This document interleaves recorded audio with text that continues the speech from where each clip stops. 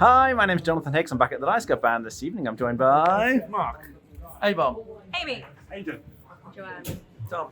Noah. and we've just been given a demo of, we've got a big poster here, Blood on the Clocktower, which is a social deduction game, and everyone's given a kind of hidden role to start with, and there's this rather complicated list of lots of different roles in. I'm not going to go through all these by any means. It's very similar to Werewolf, if you're familiar with that. So you have the kind of blue ones, which are the good guys, and red ones are the bad guys, and there's the all-important imp at the bottom here, who essentially kills one person each night. The other bad guys have various special abilities, but they're trying to protect the imp until the end. All the good guys, like in Werewolf, are trying to vote for and sort of execute the imp. A couple of important things. There's this nice little tracker in the middle, which represents where people are sitting. We were actually playing with quite a lot of people. We had a full 15-player game in this one. But this represents people who are alive, and once you get killed, whether it's in the night or executed, your token gets flipped over and it becomes black. However, you still take part in the game, which is a big difference from Werewolf. You still get to talk. However, your special abilities, whatever special ability you have, doesn't work anymore. Now, some of the special abilities just give you information about who, like from a choice of two people maybe, who is a particular good guy or a particular bad guy. Some of them get things each night. So, for example, I was the empath, which means I was told the people on either side of me whether or not they were goodies or baddies. So some people are getting useful information each night. Your ability stops working after you're killed. However, in terms of voting, this is quite important. When somebody nominates somebody, like in Werewolf, everyone else who's still alive votes for them. But all the dead people get one more vote for the rest of the game. So they kind of hang on to their vote and save it until they think, oh yes, we definitely want to vote this person off, and then they can use that vote. So even if you're dead in this one, quite importantly, you still get to take part in the game. Essentially, if you manage to kill the imps as the good guys, you win. Otherwise, if you kind of execute enough of the villagers, if they die before the end, then the bad guys will win. What do we think? I think you'll know if you already like this sort of game, because if you like Werewolf or that, you're probably going to like it. It has got massive advantages to the base version of Werewolf, though. Every player has a special role. There isn't just like random villagers, so you always know something or something's going on that affects you.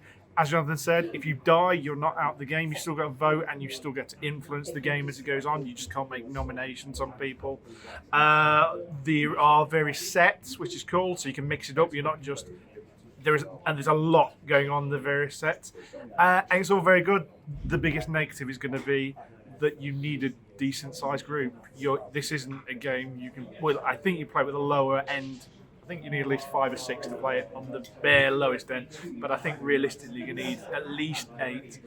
For me, I really enjoyed the game I played, but I suspect, like all these sort of games, I prefer to be on the other side, being the master, actually running it rather than actually playing the game. But it's very, very good.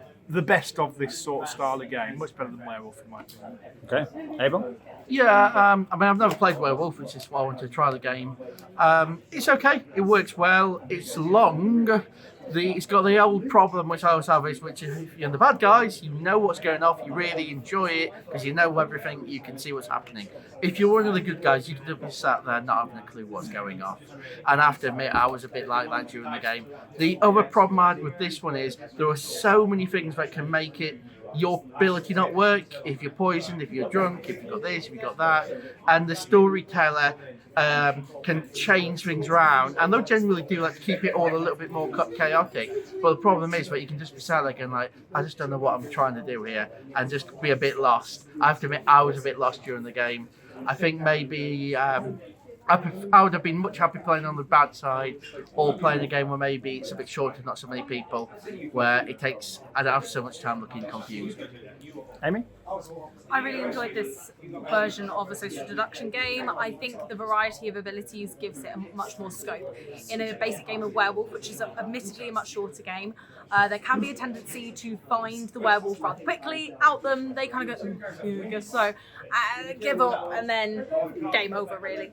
In Blood on the Clocktower, that wasn't the case. There were so many different conspiracy theories we could dream up, so many different accusations that could be made based on the abilities and how they could get activated or reactivated or deactivated, or somebody could be telling the truth or a lie, or the imp can change between players during the game based on their actions and things like that. So it was a really interesting version of that system, which I much further enjoyed as a larger game.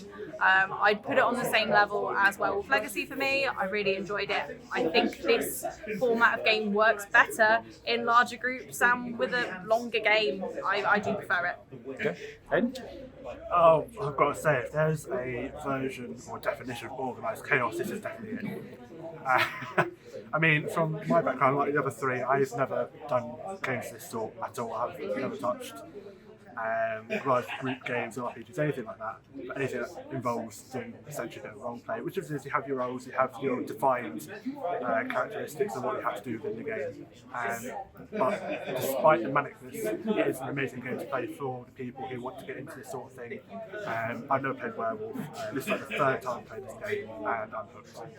Okay. John?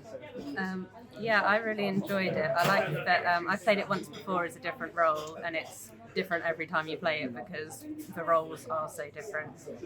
I like that you get lots of information, but you can't trust anything. Even who you are, you can't trust that. So it keeps it quite interesting.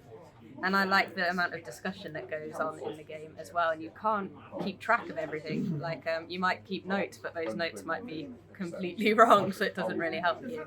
And because there's so many different minion characters, it means it does keep going for a long time. It doesn't feel like it's not a satisfying game because it ends quickly. And anything can happen until the end. You've had no idea what the last hour and a half of your life has been about. Tom? Yeah, this is the second time I've played this, and I still had no idea what was going on half the time. Although I've been the good guys both times, so I'm looking forward to a game where I get to be the bad guys for once. But yeah, it's definitely interesting. I played a Werewolf a couple of times, but this is you definitely feel more involved even if you get knocked out early, so that's definitely a plus. And yeah, you just can't trust anything anyone says, even you. That's the worst part, but also the best part. So. All right. Noah? I really enjoyed it.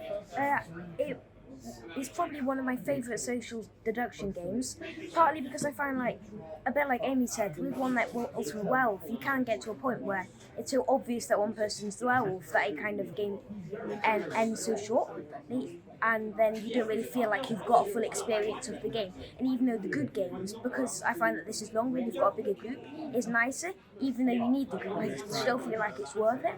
And in comparison to Legacy, the thing that turns this around for me is that once you die, you're still interacting in the game, you're talking to people, engaging, and that means that unlike Legacy, you're not really doing that much. You can give your opinion, but like you have a system in this where once you die, you still get one vote to use. So yeah, really enjoyed it. Okay.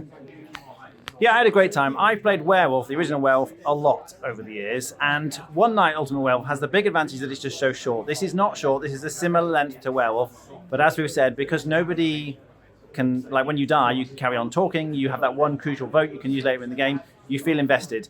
There's more unpredictability with this to a certain extent, because as they kind of alluded to, one player is a drunk and they don't know it. So you might be told you're the monk and you think you've got a certain role, but actually your role doesn't work. You keep acting as if it's working, you're fed misinformation. This game very much hinges on the sort of games master running a smooth game. And Ben, who's demoed this for us, has done a fantastic job, but you do need somebody who's really on the ball. I think that's the same for the original Werewolf. So for me, this completely replaces the original Werewolf. I think it's a fantastic game. And I highly recommend you try it if you like that kind of thing. All right, thanks for watching. That was Blood on the Clocktower.